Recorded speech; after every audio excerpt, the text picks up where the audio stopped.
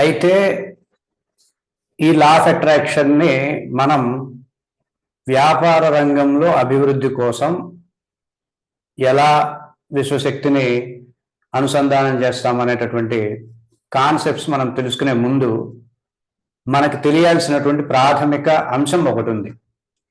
ముందుగా మనం మీకు కాన్షియస్ ఐడియా ఉందా?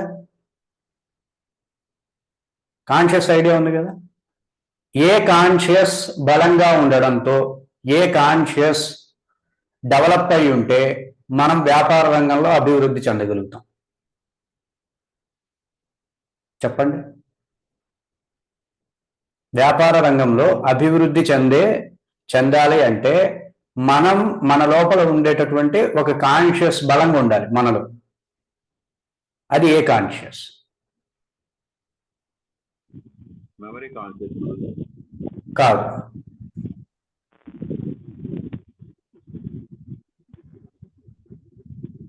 ఈ కాన్షియస్ బలంగా ఉండడం చేత తను వ్యాపారంలో అభివృద్ధి చెందగలుగుతాడు,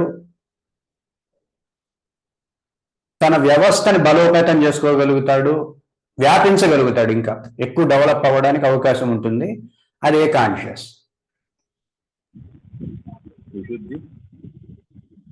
సోల్ కాన్షియస్. అర్థమవుతుందండి?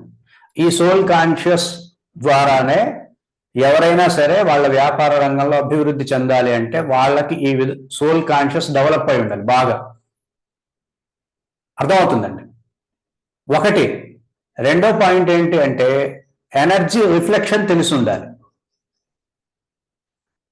ఎనర్జీ యొక్క రిఫ్లెక్షన్ ఎలా ఉంది అనేది తనకి తెలిసి ఉండడం. రెండవది ఈ సోల్ కాన్షియస్ డెవలప్ అయి ఉండడం. ఈ రెండు అంశాలని మనం ఈరోజు టాపిక్లో పూర్తి స్థాయిలో తెలుసుకునే ప్రయత్నం చేద్దాం. మీకు అర్థమైందా? అందరూ వీడియోస్ ఆన్ చేసుకోవచ్చు.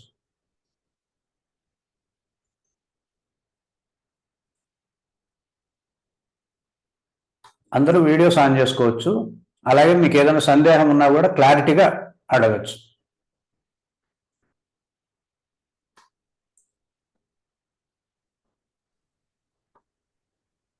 సోల్ కాన్షియస్ అనేది అర్థం కాలేదు గురూజీ.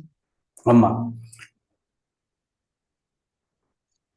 మనం అందరం కూడా మన కాన్షియస్ దగ్గరే ఈ సంకల్పాలు ఇవన్నీ చేసేది, ఆలోచనలు సంకల్పాలు అన్నీ చేసేది కాన్షియస్ యొక్క పర్యవేక్షణలోనే జరుగుతుంది. కాన్షియస్ సమక్షంలోనే ప్రతి ఒక్కరు సంకల్పం చేస్తాడు.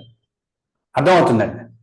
నాకు ఇప్పుడు ఉద్యోగం రావాలి అనేటటువంటి సంకల్పం ఏ కాన్షియస్ సమక్షంలో ఏర్పడుతుంది, పుడుతుంది?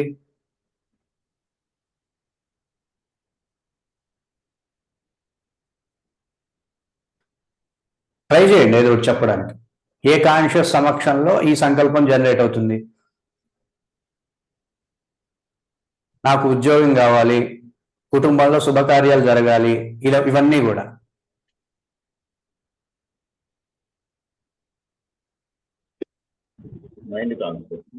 Memory conscious.